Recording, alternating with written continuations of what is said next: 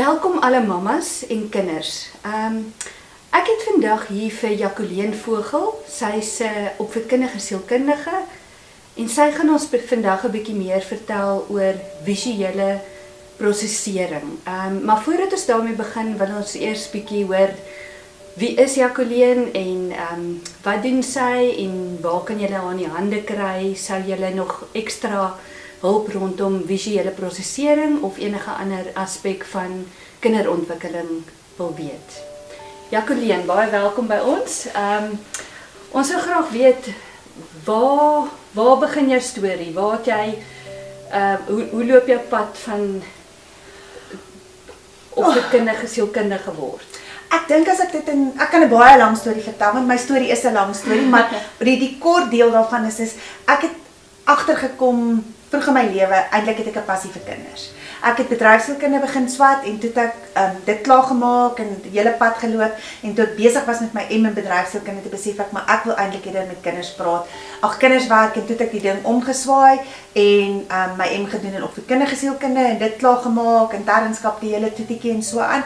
En my passie is vir kinders en eintlik my groot passie is om vir ouers die gereedskap en die skills te gee om die beste in hulle kind uit te bring. So dis my groot passie en dis waar my paadjie gekom het en hoekom ek besluit het op die ou ende nadat ek 'n dosent was by Unisa my paadjie te knip en 'n ander paadjie te begin praktiseer as opvoedkundige sielkundige.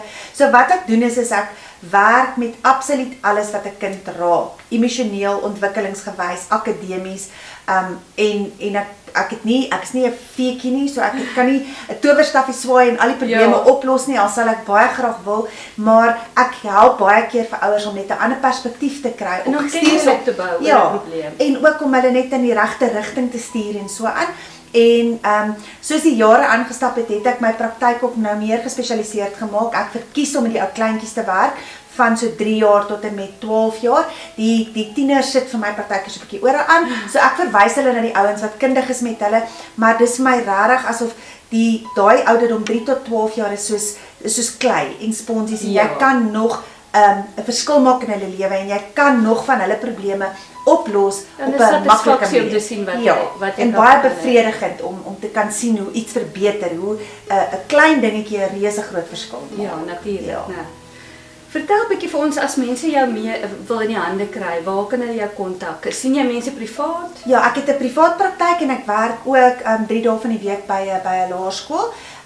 Maar my privaat praktyk ek het ongelukkig nie 'n sekretaresse nie, so ek is my eie sekretaresse, so hulle kan my net skakel op my selfoon 082 371 7458. Goed, ek sal die kontaknommer, al die besonderhede in die onderkant van die video ook vir julle gee. Ja.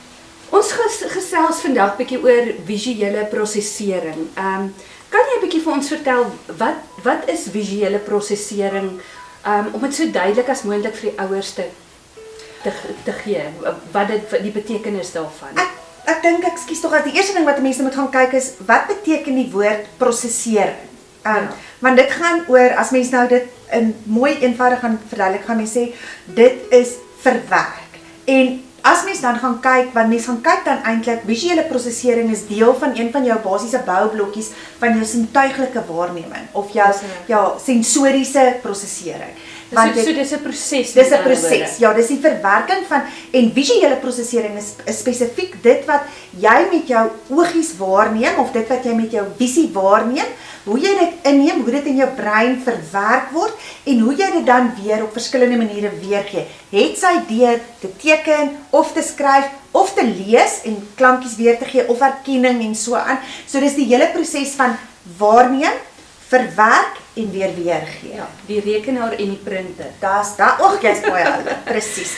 Goed, dit was 'n in kort visuele prosesering, maar spesifiek visuele diskriminasie. Hoe sou jy vir die ouers 'n maklike verduideliking van die term visuele diskriminasie gee? Ja, want as 'n ou nou gaan kyk na visuele prosesering, moes mens nou eintlik gaan sê visuele prosesering bestaan uit en dan diskriminasie, sluiting, al daai goedertjies, maar diskriminasie is eintlik, hoe sal ek sê, die eerste belangrike ene. En dis die eerste ding wat van 'n baba af leer 'n babatjie om te onderskei tussen verskillende goed met hulle oogies. Hierdie ene, dis my mamma, dis my pappa. dit is 'n ronde voorwerp, dit is 'n vierkantige voorwerp. Hulle kan nie noodwendig dit noodwendig benoem dan al nie, maar visuele diskriminasie word gebaseer op erkenning van die verskil, om die verskil en ooreenkomste tussen goeders raak te sien, wat dan ook die basisvorm van later aan, jy begin eers met voorwerpe en mense, en dan later vorms, jy weet soos 'n sirkel, 'n driehoek, en dan gaan dit oor na letters, syfers, en dan, jy weet, gaan dit in die leesproses, en dis hoekom diskriminasie so 'n verskriklike belangrike die bousteen vorm van om reg in plek te kry om te kan lees. En daarom as 'n kind sukkel met visuele diskriminasie as hy klein is, dan gaan hy dalk later 'n leerprobleem of 'n leesprobleem hê. En kleuronderskeiding is ook deel van visuele diskriminasie, en dis hoekom dit en kleurblindheid kan 'n mens eintlik eers reg vasstel hier op so 4,5, 5, partykeer by die seentjies eers so op 6, jy weet, bietjie later, maar daar is een van jou, hoe sal ek sê, uitvalle ten opsigte van diskriminasie is kleurblindheid, en dan, jy weet, maar die belangrik gaan oor die onderskeiding van die verskil of die ooreenkoms tussen dinge. Okay, wat eintlik baie belangrik is, né?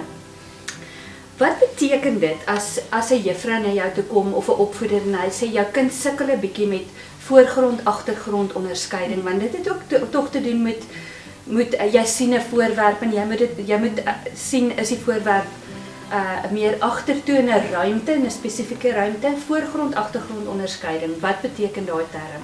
Dit is deel ook weer van jou dieptevisie. So met ander woorde, dis nie net om te kan voorgrond, agtergrond nie, dit gaan ook oor baie meer as dit, en dan kan mens ook op 2 vlakke dan nog gaan kyk na tweedimensioneel, driedimensioneel, in die werklikheid soos ek en jy nou hier sit, en of vorms, vorms, en hierdie blokkie platform of 'n 3D vorm. 'n kind kan baie keer, dis baie interessant, en dis eintlik van ongelooflik om 'n kind dop te hou, as ek 'n kind byvoorbeeld sien hier op 4, en dan kom hy kind terug vir 'n skoolgereedheidstoets, so net voordat hy, weet as hy so 6 is, dan kan daai kind nog maklik vir jou die blokkie voor, agter, of met sy eie lyfie, 'n ding voor, agter sit, en so aan op, en dan ook soos, as 'n mens nou 'n besige agtergrond het, jy weet, of soos in die winkel gaan staan, en daar is 'n rak met 'n klomp goeders, en die kind moet vir jou kan sê, wat is voor, wat is agter, maar dan moet jy ook daai wat jy op 'n driedimensionele vlak het, moet jy kan terugsit op papier, en 'n kind moet op 'n besige prentjie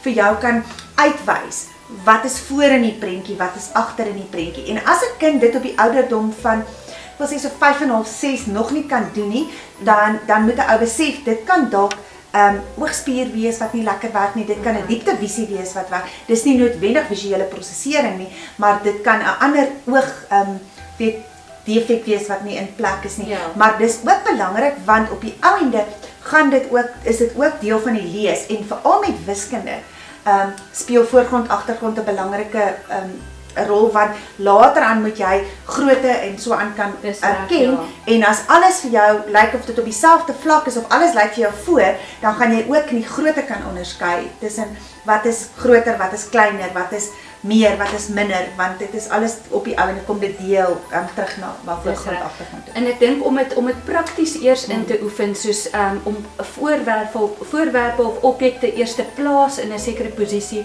voordat die kinders gaan werkkaarte doen, is dit so belangrik, want ek dink mense is so vasgevang om werkkaarte in plat te werk, dat hulle moet dit prakties met hulle lyfies ervaar, voordat hulle dit kan op 'n papier gaan vaslê. Magda, jy raak nou 'n verskriklike belangrike ding, waaroor ek ook soos die Engelse sê, 'n bee in my bonnet het, is dat ek dink daar word te vinnig met te jong kinders te veel tafelwerk, papierwerk gedoen, en die fisiese groot metories wat eers vasgelê moet word, is nie in plek nie. En daai ding van 'n kind moet eers in sy eie lyfie weet wat is voor, watter maatjies staan voor, watter maatjies agter, staan vir my voor die stoel, staan vir my agter die stoel. Ja, dit is nou 'n bietjie ruimtelike oriëntasie ook, maar dit gaan ook om vir daai kind die idee te gee, en dan laat die kind 'n bietjie terug staan en te sê, maar as jy nou kyk op juffrou se tafel, wat staan voor, die blompot of juffrou se pennehouertjie? En dan gaan ek dit sê, maar juffrou, hulle staan langs mekaar, en dan staan hulle nie eintlik langs, en jy kan nie met daai kind, voor daai kind nie dit driedimensioneel eers bemeester het, kan jy nie oorgaan om dit op 'n 2D vlak te doen op papier nie. En ag ja, ek kan ure aangaan oor die belangrikheid Ek van dink al ons is daai op dieselfde bladsy wat dit betref. Dan laat ek eerder net daar stop. Waarom dink jy is dit so belangrik vir kinders om dit wat hulle sien in volgorde te kan herroep en later aan die volgorde al hoe meer en meer te maak? En ek praat nou hier ook eers, kom ons begin eers by vaste voorwerpe. Voordat hulle kleure plat gaan inkleer in volgorde, voorwerpe eers 2 onthou en dan 3 en so gaan ons aan. Selfs met klanke, eers die klanke op kaartjies erken, maar ons begin eers by objekte, voel ek, vas lê. Ja. Die groot ding is net, dit gaan op dat jy begin met jou babietjie al, as jy speel, om vir hom hierdie enetjie neer te sit en dan daai ene, en dan vat jy dit weg, en dan moet hy dit in daai volgorde. So jy begin op 'n speelse manier met 'n groot ronde bal en 'n sagte vierkant. Weet, en dan sit jy die driehoek by en dan ry jy dit om. Weet dat weer eens daai ding van die hele lyf, die skouergordel en alles moet bykom om daai eers op 'n 3-dimensionele vlak te doen en dan gaan ons oor bietjie kleiner en jy maak soos jy nou reg gesê het. Jy maak jou voorwerpe al hoe meer en meer en dan doen jy dit op 'n plat vlak. Jy weet op 'n papier en dan moet jy dit volgorde onthou. Waarom dit belangrik is, dink bietjie hoe lees ons. Jy moet 'n woord van een kant aan die ander kant lees en jy moet weet, hierdie letter is eerste en as ek daai letter en daai letter bymekaar sit, dan maak die kodering, die analise en sintese. Maak dit vir my. En as jy nie geleer het van visuele opeenvolging, met ander woorde, hierdie een is eerste, dan daai en dan daai ene met vorms of kleure of patroontjies of so iets nie, dan gaan dit vir jou soveel moeiliker wees as jy dit met letters moet doen. En daarom moet daar genoeg daarvan gedoen word, eers soos jy gesê het, op 'n konkrete manier. Pak dit uit met verskillende vormpies, met straaltjies, met diere. Lekkers. Lekkers, diere. Diere is baie oulik, want dan gaan jy eers die skapie pak, hulle gaan nou almal na Noag se ark toe, so ons moet eers die 2 skapies hê, dan moet ons die 2 beeste hê. Ons moet eintlik eers die leeu's hê, want as die leeu's agter is, gaan hulle dalk die skapies opeet, jy weet daai.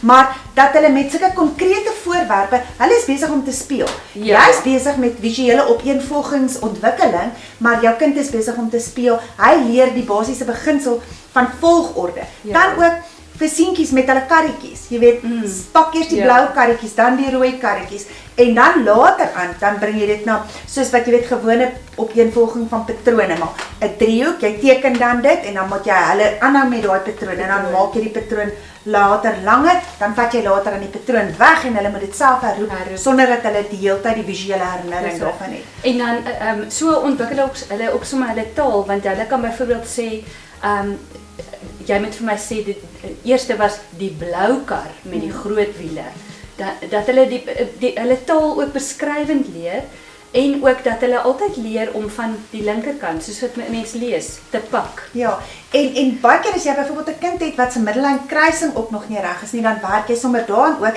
en ook jou otkindjie wat dalk linkshandig is, wil van regs na links werk in plaas van links na regs, om daai ook in plek te kry. En wat jy ook, al is ons nou besig met visuele opeenvolging, wat ook belangrik is wat jy daarin doen, is weer eens daai ding van, jy werk bietjie aan rangorde ook. Eerste, tweede, laaste, middel. Jy weet, al daai, dis hoekom die woorde belangrik is en daai benoeming daarvan so verskriklik belangrik is. Al herhaal hulle nie die woord nie, hulle neem dit in. Hulle neem dit in. En onthou, as jy met jou kind besig is, jy's eintlik besig om te speel, maar intussen tyd is jy besig om al die ontwikkelingsaspekte, visueel, auditief, kognitief, al daai aspekte, jy raak aan al die vaardighede, numeriese vaardighede, en dis beter om dit so spelenderwys te doen en geïntegreerd te doen, sonder dat jou kind agterkom as wat jy nou, ek sit nou 'n tydjie op sy om nou 'n bietjie auditief te werk, nou doen ek dit, want die lewe werk nie so nie, en as jy jou kind kan leer om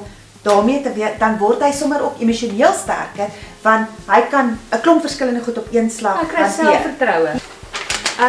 Dink jy groot motoriese vaardighede het 'n invloed op visuele prosesering?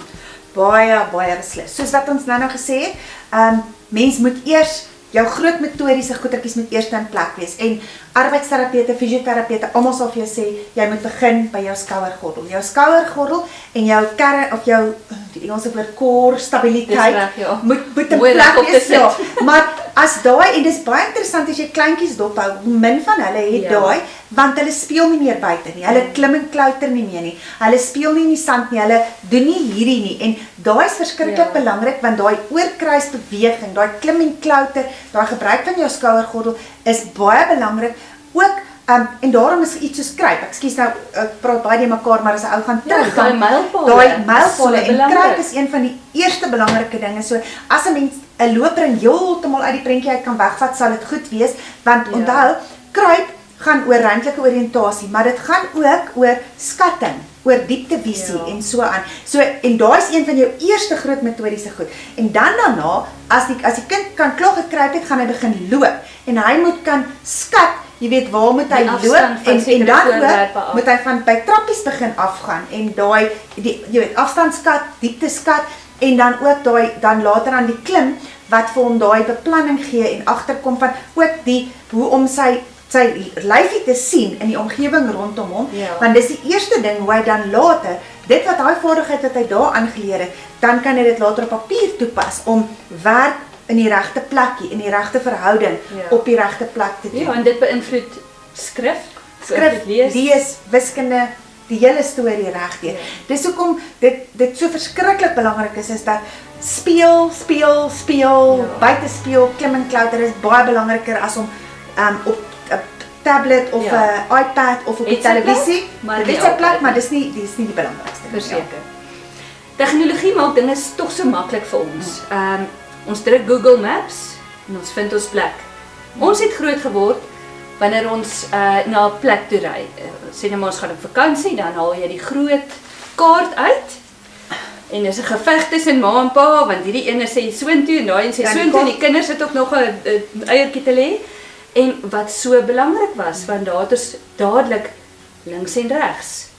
Hier kyk ons van links na regs, rigtingsin, ons moet dit visueel waarneem en ons ervaar die sukses van ons het op 'n plek geland. Nou is dit deesdae so maklik, ons luister vir pratertjie en ons volg die pad en jy kan nie volgende keer weer daar uitkom as jy nie vir pratertjie het nie. En die ander kant ook is van, as jy nou terugdink aan daai kaart moes reg georiënteerd wees. Dis miskien die bokant van die kaart, maar jy ry van daar af, so die kaart moet so gedraai word dat jy jouself kan oriënteer. So dis ook weer daai ding van die oriëntering van jouself in 'n sekere ruimte. 'n Ander ding wat ook vir my verlore gaan is, en dit kom ek veral agter met die bietjie ouer kindertjies so van 11, 12 jaar af.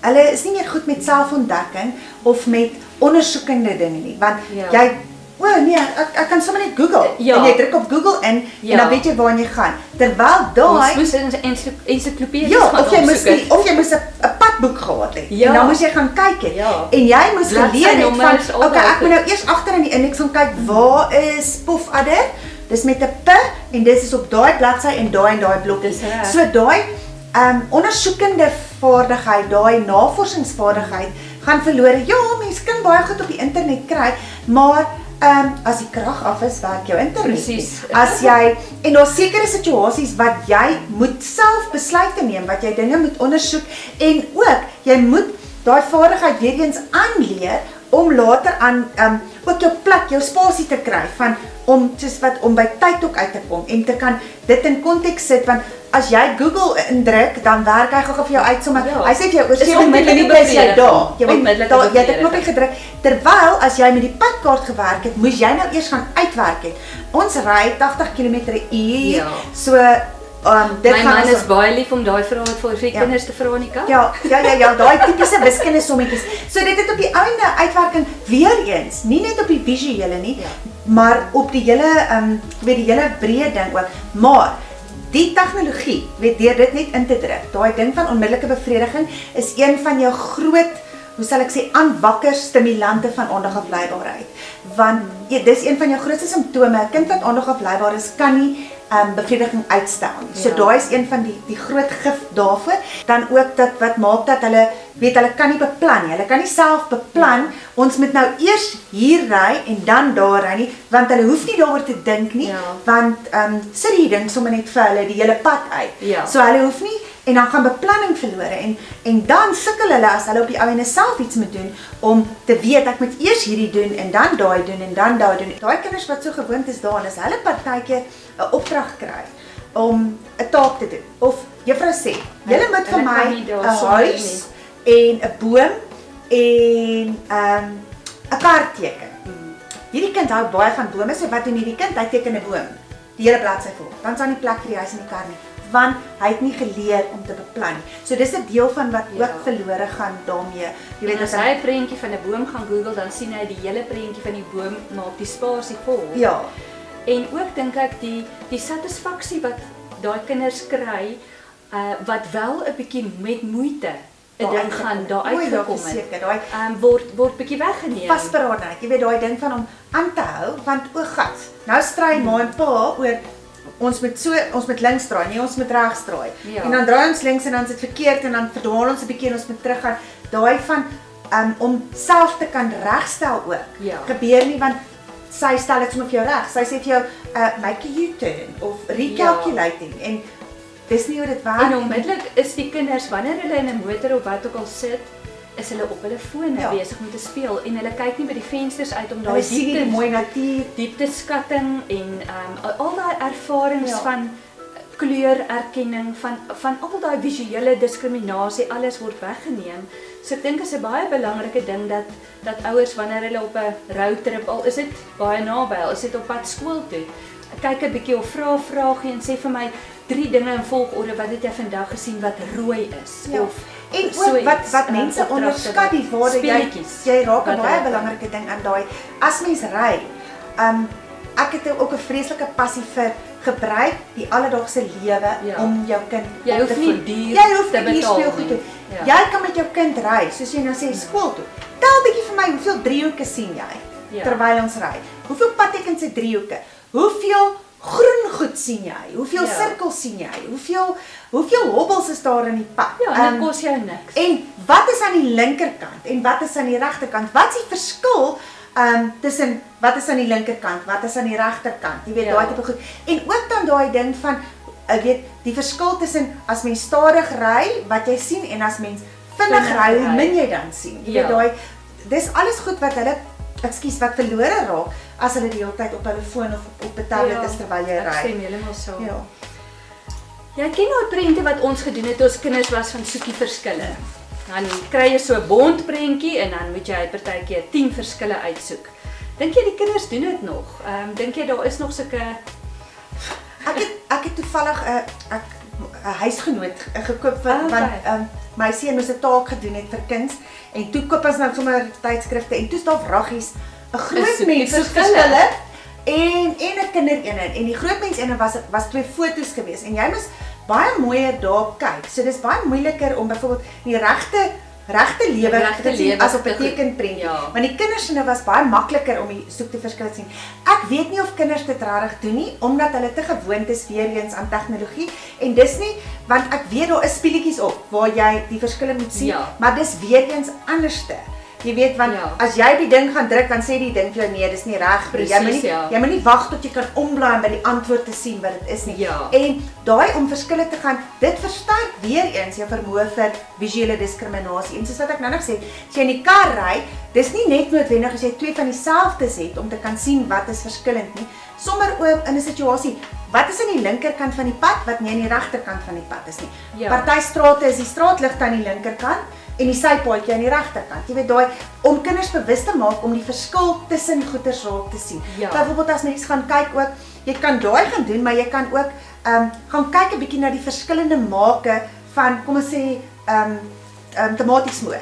En koop partykeer verskillendes en dan moet die kind vir jou sê wat sien hulle anderste op die blikkies. Nie noodwendig net die jy weet te gaan kyk wat's binne in die bestanddele nie. Later as hulle nou goed kan lees, kan julle dit ook doen. Maar wat lyk anders in elke blikkie? Dis goed wat jy in die huis het. Dis goed wat jy in die huis het. En dis dieselfde ding. Dieselfde weet as jy 'n bietjie verskillende produkte het. Ook dan ook byvoorbeeld 2 verskillende produkte. Wat's die verskil tussen die tomatiesous en die mayonnaise? Die een is rooi en die een is wit en die een is 'n so bottel en die een is 'n lang bottel. En dan kan jy dit sommer in 'n skinkbord uitgooi en Ja. hulle kan En dan ook hulle teken sintuie daarin. gebruik en so. So die ding is net daai Ja. daai dit ou hoef weer eens nie net op papier te werk nie en jy hoef nie goed te gaan koop nie. Jy kan sommer dit wat rondom jou is gebruik. En wat ook oulik is dan weet sommer kry prentjies en doen dit. Ja. Jy weet want partykeer kry jy prentjies wat naby is en ek bedoel dis nou so maklik jy kan 2 foto's vat en dan kan jy met Photoshop as jy nou oulik is, ek's nou nie goed met die tegnologie nie, maar dan kan jy byvoorbeeld haal hierdie een se hoed af, haal hierdie fiets se wiel uit en kyk of die kind dit kan raak sien, want dis verskriklik daai soek die verskille is baie belangrik vir fynwaarneming. En dit is baie belangrik later as hulle moet begin leer. Want fynwaarneming vorm die basis om te kan weet wat is die kern van iets en wat is nie belangrik nie, om te kan opsommings maak en al daai woorde uithaal. Kan jy dalk vir ons nog 'n paar oefeninge gee wat die visuele proses wat vir dit vir die kinders kan vergemaklik? Jy het nou genoem van goed wat die kinders in die huis kan gebruik. Wat se konkrete goed kan mamma gebruik wat sommer in die huis rond lê om volgorde vir die kinders te laat uitpak of vir haar te vertel dit is 'n rooi ene, dit is 'n kleure. Is daar sulke tipe oefeninge wat jy aan kan dink? Weet jy wat die ding is net ek dink onmiddellik daaraan 'n mens moet ook onthou elke kind is anders. Jy kry 'n kind wat visueel baie sterk is. So hierdie gaan vir party kinders dit van sprekend kom. Dan kry jy 'n kind wat meer jou tassensitiewe of jou tassoekende kind is of jou bewegingskind is. En vir daai kind, soos wat jy nou gesê het toe jy gepraat het van die tomatiesous en die majonees, dat dit dan belangrik is dat jy soveel as moontlik van daai kind se sintuie gebruik om daai goed te leer. So met ander woorde, jy gaan byvoorbeeld 'n pakkie jelly vat en dit oopmaak. En eers in die droë jelly laat hy kom ons sê dis 'n klein kindjie die driehoek maak en jy gooi dit uit in 'n skinkbord, dan maak hy die driehoek en dan maak hy 'n sirkel. En dan voel hy op daai tekstuur en hy voel die tekstuur. Dan sê jy vir hom, nou vat jy daai en jy strooi vir my. Dan word dit dieselfde ding, maar nou sit 'n ander beweging. Nou het jy diep in dit ingedruk. Nou voel jy hoe dit maak. Dan lek jy jou vinger nat en jy pak dit so. Dan vat ons 'n bietjie water en jy druk dit daarop en ons sit dit in die yskas dat dit stol en dan eet jy dit nou. Dan proe jy sommer. Hoe proe die rooi jelly? Hoe proe die groen jelly? Hoe proe 'n driehoek? Hoe proe dit gaan dieselfde proe maak. Wat het jy eers geproe? Wat het eerste? Watter grootte? Met ander woorde al daai dingetjies ook en dan jy bring ook die telgoeders in. Jy weet soos jy springmielies en jy pak 'n hoopie van 3 en dan 'n hoopie van wat is klein, wat word meer, maar watter hoopie is die grootste? Die hoopie met 10 in is groter as die hoopie met 2 in. Jy weet die hele tyd sulke tipe goedertjies so en dan ook dit gaan oor die kind kan die springmielies ruik, hy kan aan die springmielies voel, hy kan die springmielies proe ook so probeer soveel as moontlik van hulle sintuie gebruik. Pasta wat droë pasta wat jy kan ryg of wat jy dan in volgorde pak. Hulle kan dit selfs verf as hulle kraletjies maak. Ja, kraletjies maak. Of jy vat 'n spaghetti en jy breek hom in verskillende stukkies en die kind moet dit vir jou van die kleinste na die grootste pak. So jy hoef nie eers 'n hele pak spaghetti te vat nie, wat net 1 of 2 spaghetties om dit te doen. Of hy moet vir jou hoopietjies maak of jy weet daai tipe ding van groot na klein en van eerste na laaste en eerste middel agter daai tipe dinge. Baie kinders sukkel nogal om huiswerk of aktiwiteite. Ek praat nou van bietjie ouer kinders wat huiswerk van die bord af moet skryf. Hulle neem dit waar, hulle sien dit, maar hulle sukkel om daai inligting neer te skryf in hulle huiswerkboek. Ek het nou die dag 'n oulike ding gehoor dat hier bring mense nou weer tegnologie in. Kinders wat daarmee sukkel, kan hulle fone neem as hulle fone nou in die klas mag hê. Dit is nou die ander ding, maar hulle kan dit afneem en dan later gaan kyk. Dit maak hulle net bietjie meer rustig om te weet jy wat ek hoef nie nou dadelik dit af te skryf nie as hulle sukkel, maar die ideaal is dat hulle dit kan doen. Dat hulle van 'n bord of van 'n skerm af in hulle boeke kan afskryf. Want dit gebeur dat hulle aantekeninge moet maak. Ek praat nou van op universiteit moet jy aantekeninge maak van wat die professor daarvoor sê. So dis uiters belangrik dat kinders daai vaardigheid moet vas lê. Weet jy wat, dit kom weer vir my terug toe ons nou oor die tegnologie gepraat het. die tegnologie het definitief daar 'n negatiewe uitwerking gehad, want dit het kinders lui gemaak om selfverantwoordelikheid te vat. Want juist daai ding van, maar iemand gaan 'n foto neem, of dit gaan iewers op 'n skerm kom, en van kleins af word hulle blootgestel aan werk wat met 'n dataprojekte gedoen word, en die juffrou skryf nie meer so baie op die bord, dat hulle want onthou, as jy terug aan dink toe ons op skool was, die juffrou het geskryf, en jy moes skryf wat juffrou skryf. Nou, gooi juffrou 'n beeld op, en jy moet die beeld wat juffrou, so jy kry nie die voorbeeld nie. En daarom is dit weer eens verskriklik belangrik om van kleins af vir jou kind te leer om tog te skryf. En dan bring dit ons weer terug. Jy begin dat jou kind leer om te skryf, en ek sê altyd, want dis basies in graad 4 wat hulle begin met huiswerk. En as jy dan vir jou kind 'n gesonde gewoonte kan aanleer om dit te kan doen. Dis soos jy nou gesê het, dis 'n uiters noodsaaklike vaardigheid vir later in die laerskool, later in hoërskool en ook op universiteit. Want jy moet notas maak, nie net van dit wat op die bord staan nie, maar jy moet leer om te luister ook en daai notas te maak.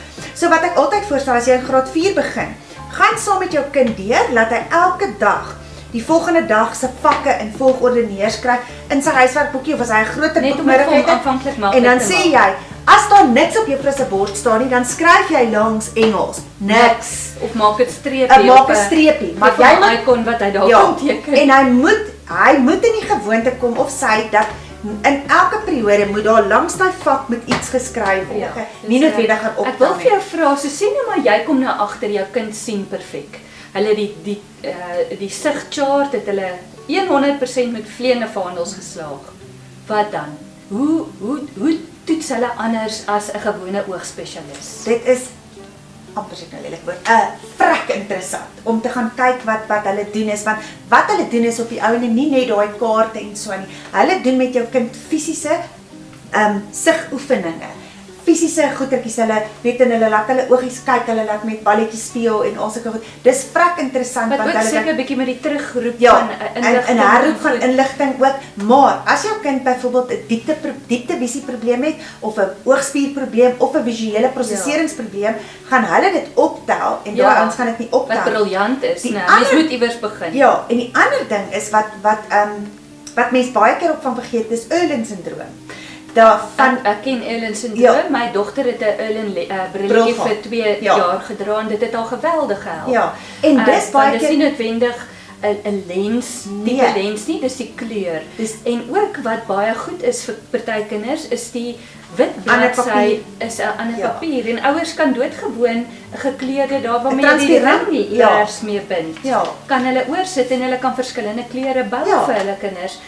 Maar die ideaal is om dit te laat toets en vas te stel. En die ding is net, met Irlen, die interessante ding is, en ek het dit eers nou baie onlangs geleer, is party kinders ontgroei dit, met daai lensies word dit reg, maar daar is, en die vroukie het nou reg vir my gesê, 'n klein persentasie wat dit nie ontgroei nie. En wat dan permanent, as saam met hulle voorskrifbril, moet hulle bril op 'n manier aangepas word, dat of hulle moet dan vra, dat hulle vraestelle en goed gedruk word op 'n pink of 'n geel papier, want dit maak ook 'n verskil. En dit maak partykeer ook daai, dit is verloor die gekleurde transparante oog. Ja, en dis baie keer daai ding van, as jy byvoorbeeld as jy ry in die aand, dan is jy veronderstel om karre se ligte te sien. En party mense sien strepe.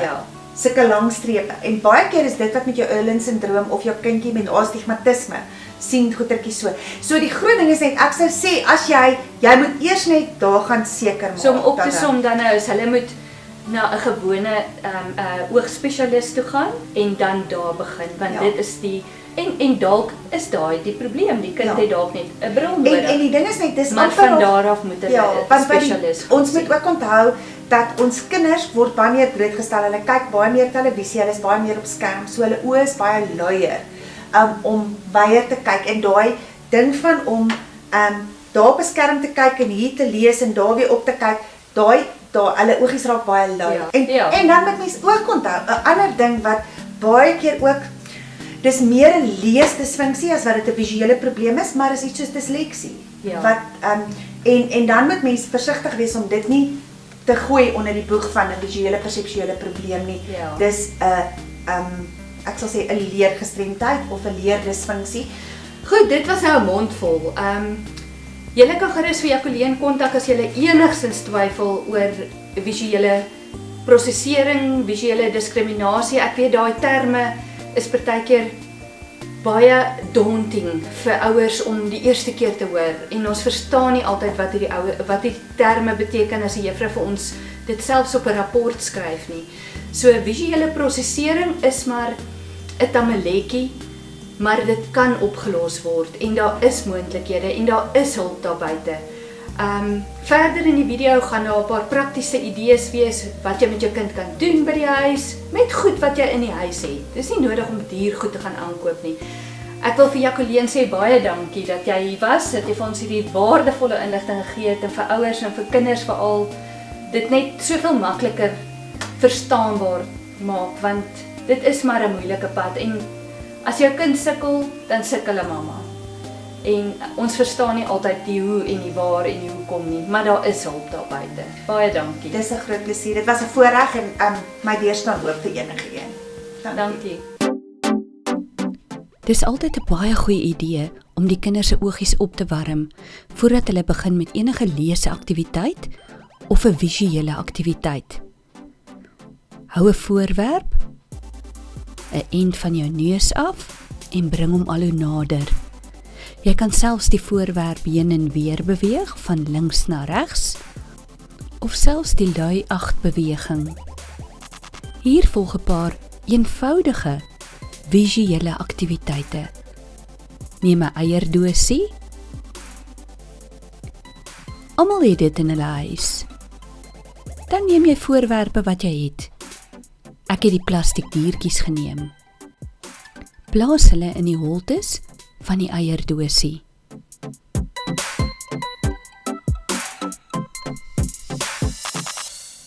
Maak die eierdosie toe en die kinders moet onthou wat hulle gesien het. Maak hom weer oop en jy kan telke male kan jy al hoe meer diertjies in die holtes plaas.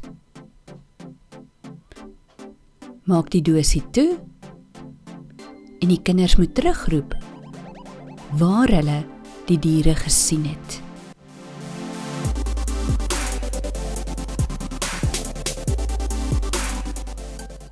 Die volgende aktiwiteit wat ons met die eierdosie kan doen, is om met blokkies te werk. Enige blokkies wat jy tot jou beskikking het. Plaas hulle in die holtes, maak toe en die kinders moet die kleure herroep. Jy kan selfs vra, waar was die rooi blokkie? Waar was die blou blokkie?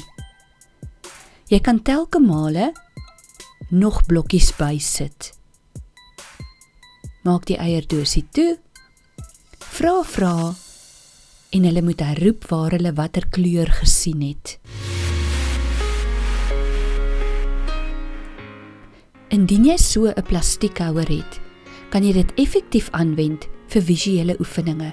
Jy kan selfs blokke op 'n groot papier ook trek, as jy nie so 'n houer het nie. Ek vat weer die plastiek diertjies, plaas hulle elkeen in 'n hokkie. Sien julle dat daar is 4 rye. Maak seker dat jy van die diertjies in elke ry plaas. Vra, in watter ry was die olifant? In watter ry was die muur? Pak weg die diertjies en gebruik jou blokkies. Jy kan al hoe meer en meer blokkies byvoeg. Vra oor dit wat die kinders gesien het. Ruil ook die patroon van die blokkies gereeld om. Nou vir 'n lekker speletjie. Speel met dit wat jy het, meel. Maak die meel gelyk. Ons begin sommer by vorms. Teken 'n vorm en die kinders moet die vorm identifiseer. Hulle kan die meel gelyk maak.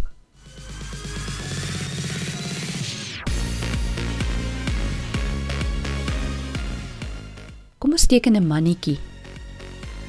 Maak sy arms dat die een opwys en die ander die een af. Maak die meel gelyk en vra wat hulle gesien het. Jy kan selfs klanke in die meel skryf.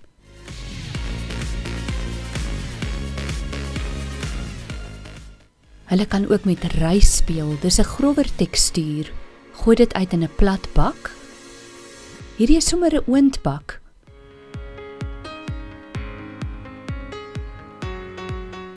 Jy kan letters skryf, dit plat maak en hulle moet herhaal wat hulle gesien het. Vorms,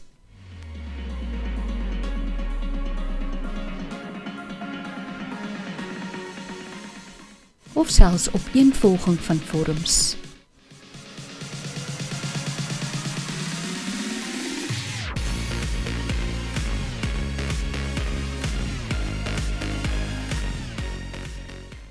Trek strepe.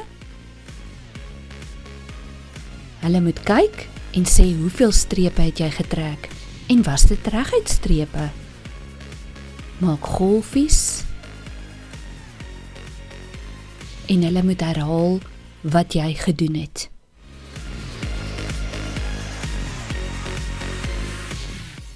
Jy kan sommer die rys kook en hulle kan dit proe ook. Popcorn werk heerlik, maar hierdie is nie popcorn nie. Hierdie is seeapies of die bloemiste balletjies.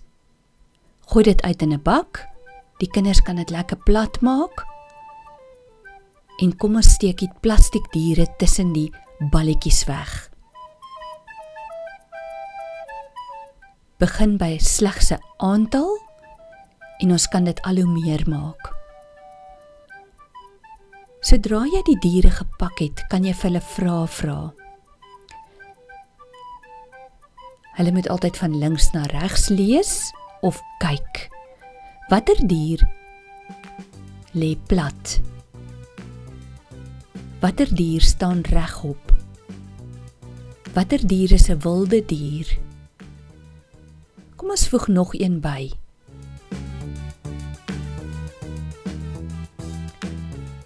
Herhaal die diere van links na regs. Daar is 2 dinosourusse, vra vir hulle die vraag. Vat die diere weg, maak gelyk en pak hulle op 'n anderster manier. Die kinders moet fyn waarneem.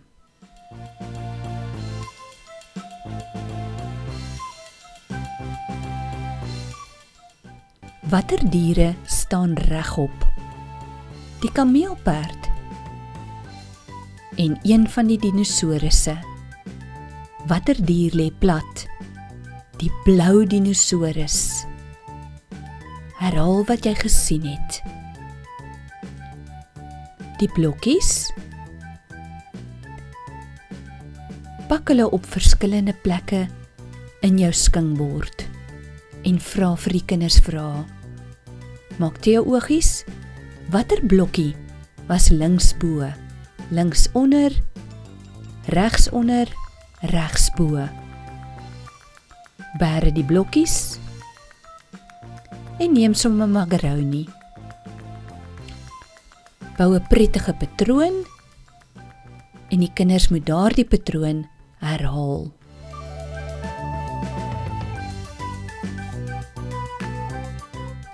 Die kinders kan nadat hulle die patroontjie gepak het, die macaroni lekker in daai jelly apies plat druk.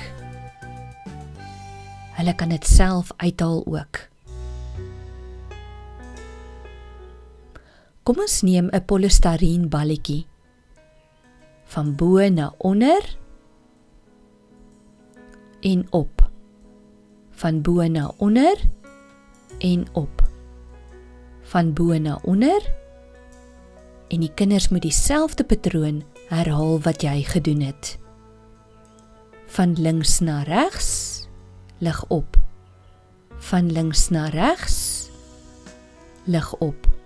Van links na regs. Hulle moet ook oplet, hoeveel kere het jy van links na regs beweeg? En dit herhaal. Hulle kan ook vorms teken met die polystyreen balle. Dit neersit en dieselfde vorm herhaal met hulle vingers.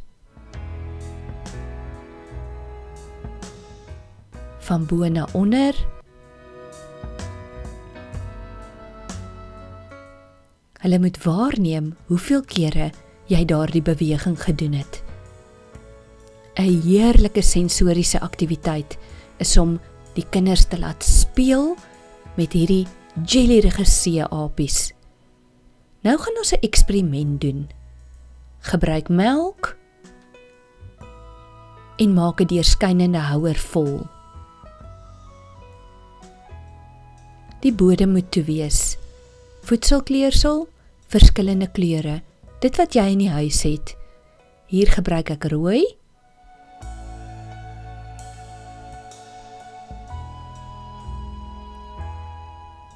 groen, drup net 'n paar druppeltjies, enige plek is doodreg. 2 kleure kan selfs ook werk. Ons gaan nog 'n derde kleur byvoeg, blou.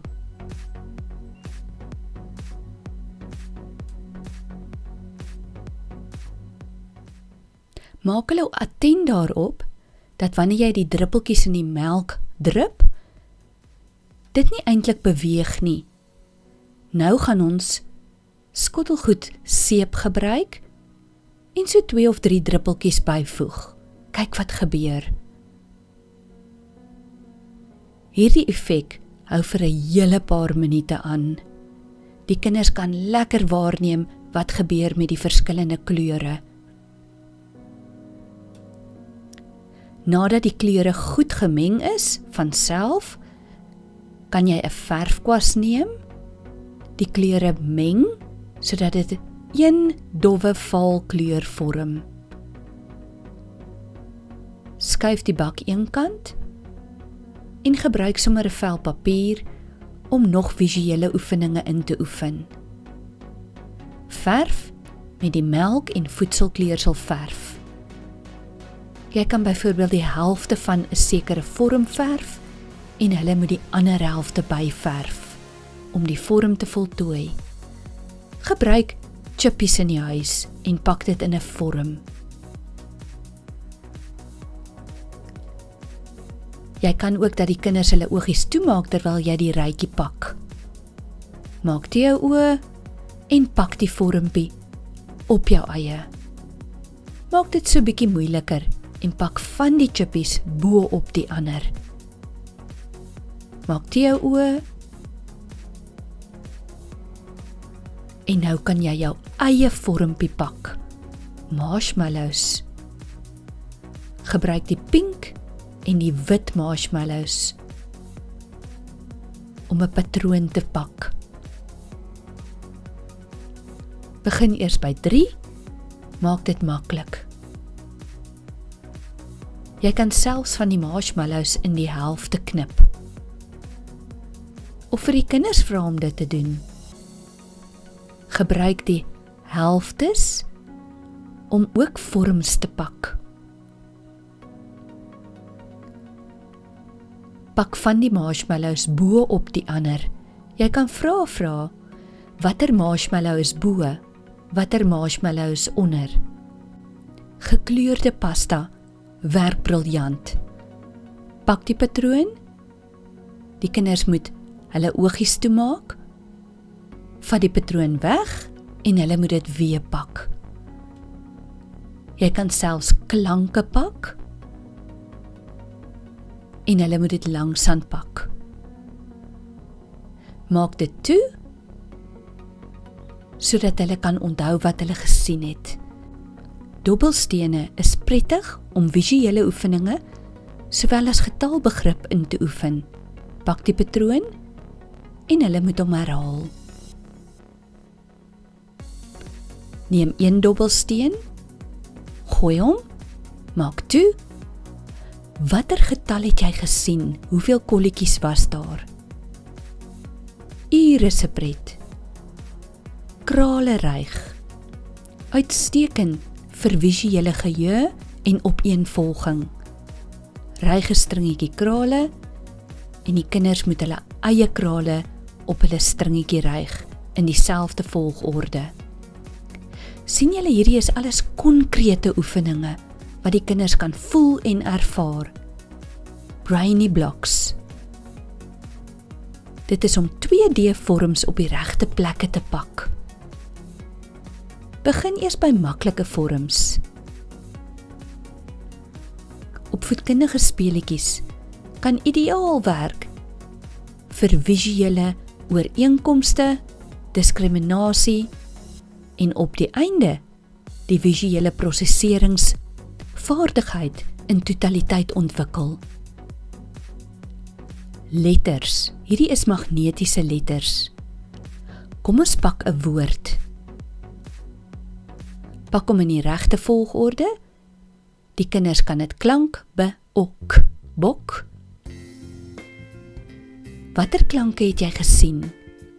Uitstekend vir analise en sintese. Skommel bietjie die klanke rond. Vra vir die kinders, klink dit nou na 'n woord? Glad nie. Kom ons pak hom weer reg. Watter klank was voor? Die b. Die o was in die middel en die k was aan die einde. Kom ons vat nou meer as een woord. Bok en jas. Watter woord het aan die begin gestaan? Watter woord het agter gestaan? En nou kan hulle dit self weer regpak en lees.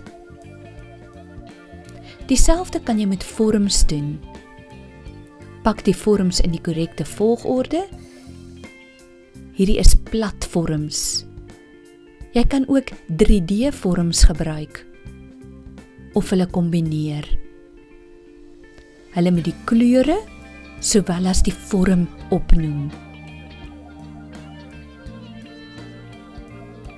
Maak dit telke kere so bietjie moeiliker. Jy kan dit wegneem en hulle moet weer die vorm rytjie herhaal.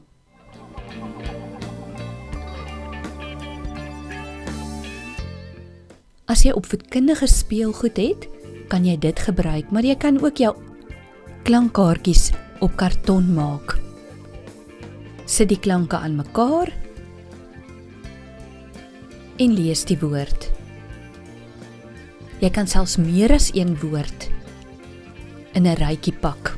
Die kinders moet self die analise en sintese van die woorde doen, die bymekaar voeg. Voeg al hoe meer woorde in die ry by. 'n atlas. Kom ons kyk 'n maklike kaart. Nou gaan ons vir die kinders vra. Hier is die kaart van Afrika. Hoe gaan ons van Suid-Afrika tot by Tanzanië kom? Ons moet boontoe beweeg. Daar is die Atlantiese Oseaan. Vind vir ons die Indiese Oseaan. Kom ons kyk nou op die kaart.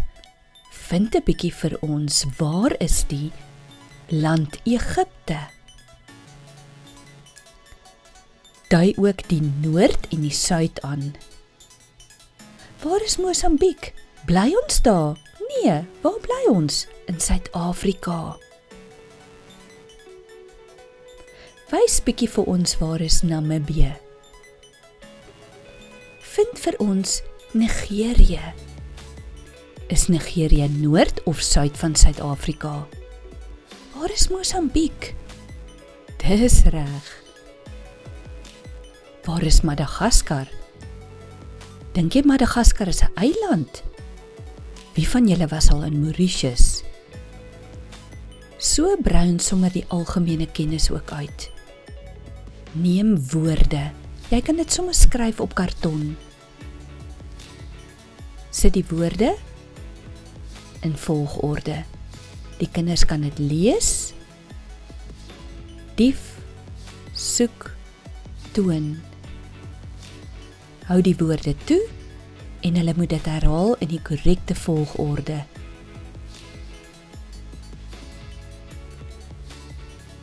Neem elke keer 'n bietjie meer.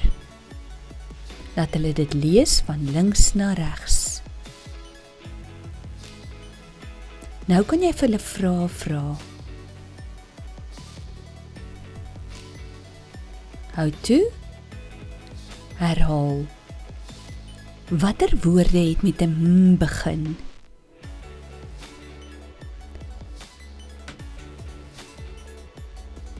Watter woorde eindig met 'n s klank?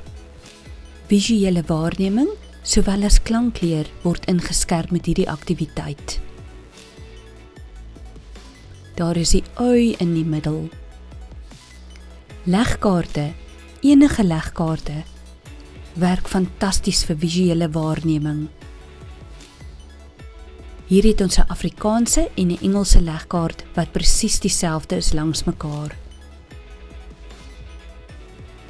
Hulle kan albei bou vir taalontwikkeling. Dan kan jy vir hulle vra, volgens die legkaart wat hulle gebou het, watter kleur was haar klere, watter kleur was haar skoene, watter kleur was haar hare, watter kleur was haar hemp, watter kleur was haar oogies. So begin hulle al hoe meer fyn waar te neem wat rondom hulle is. Vingerpoppies is prettig om visuele aktiwiteite mee in te oefen. Jy kan selfs prente uit 'n tydskrif uit ook knip en hulle verander in vingerpoppies. Watter een staan agter? Watter een staan tweede? Watter een staan heel links? Dat die kinders hulle oogies toemaak, skommel die vingerpoppies en dat hulle vertel, hoe het dit nou verander? Is daar 'n dier gewees? Watter persoon beskerm ons? Watter persoon maak ons gesond? Watter persoon staan heel agter? So kry hulle ook sommer links en regs, as ook ranggetalle ingeoefen. Gebruik 'n wit bord. Teken 9 kolletjies om mee te begin. Een vir jou en aan die ander kant vir die kind. Hulle moet dan die patroon herhaal soos wat jy hom geteken het. Laat hulle eers kyk en daarna kan jy toehou. Vees skoon en herhaal die aktiwiteit. Room my stokkies. Maklik bekombaar en maklik om 'n patroon te pak. Kleure en vorms. Pak 'n ander patroon en laat die kinders dit herhaal. Gebruik 1 roomystokkie en 'n polistireen balletjie. Plaas die balletjie aan die linkerkant van die stokkie. Wat se klank sien jy? Dammetjie de. Dis 'n de. Plaas hom aan die regterkant. Watter klank sien jy nou? Die man se been skop die bal. Dis die b-klank. Waarneming en klankleer in oefening. Knope. Plaas die knope in 'n sekere volgorde en vra. Watter knoop was die blinkste? Watter knoop was die grootste? Pak die knope in 'n ander volgorde en vra. Watter knoop is in die middel? Watter knoop was linksbo? Watter knoop was regsbo? Linksonder en regsonder. Hulle oefen skerp waarneming as ook posisie in die ruimte in, alles op 'n konkrete manier. Voorgrond, agtergrond in oefening. Neem voorwerpe met tekstuur, soos hierdie kersfeesboompies en die dennebol. Plaas een heel agter, een in die middel en een vorentoe. Watter voorwerp staan heel agter? watter voorwerp is in die middel en watter voorwerp staan heel voor. Neem die voorwerp weg en plaas 2 voorwerpe bymekaar. Watter voorwerp staan voor? Watter voorwerp staan links? Staan die dennebol voor of agter die boom? Neem 2 voorwerpe wat jy in die huis het. Hier het ek sommer kondensmelkblikkies gevat, van verskillende make. Kyk na die blikkies en noem vir my die verskille tussen die 2 blikkies. Hulle kyk dan en sien dat dit verskillende make is, verskillende prentjies, verskillende bewoording. Sit die een blikkie voor die ander blikkie. Watter blikkie is voor? Die een wat se maak met 'n n begin. Plaas die blikkies bo op mekaar. Watter blikkie is onder? Is daar 'n blikkie wat nou omgeval het? Wat skuins lê? Watter blikkie sien jy nou glad nie? Die een kruip agter die ander een weg. Plastiekdiertjies is ideaal om voorgrond-agtergrond mee te speel. Watter diertjie staan heel voor? Watter diertjie kyk vir jou? Watter dier is die kwaaiste? Pak die diere in verskillende volgorde. Watter diere kyk links? Watter diere kyk regs? Watter diere kyk vir mekaar? Watter dier kyk reguit vir jou? So kan jy 'n verskeidenheid vrae vir die kinders vra. 3-dimensionele vorms. Pak die vorms en hulle moet die patroon herhaal. Hulle kan ook die kleure saam met die vorm herhaal. Watter vorm is heel bo? Die blou driehoek. Skommel die vorms. Watter vorm is nou heel bo? Die groen driehoek. Skuif die een kombinasie voor die ander een.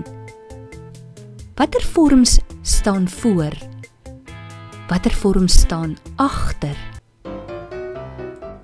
Visuele prosesering sluit baie fasette in. Voorgrond, agtergrond, opeenvolging, visuele diskriminasie, posisie in die ruimte. Deur speel al hierdie fasette aan te raak, kan ons visuele prosesering, sonder dat die kinders dit agterkom, deel van hulle alledaagse skoolprogram maak. En onthou, daar is hulp daar buite. As jy enigsins twyfel, gaan sien 'n spesialis. Hulle sal vir jou presies kan sê watter stappe om te neem om te help met jou kind se visuele prosesering of selfs net sig. Lekker kyk en lekker lees.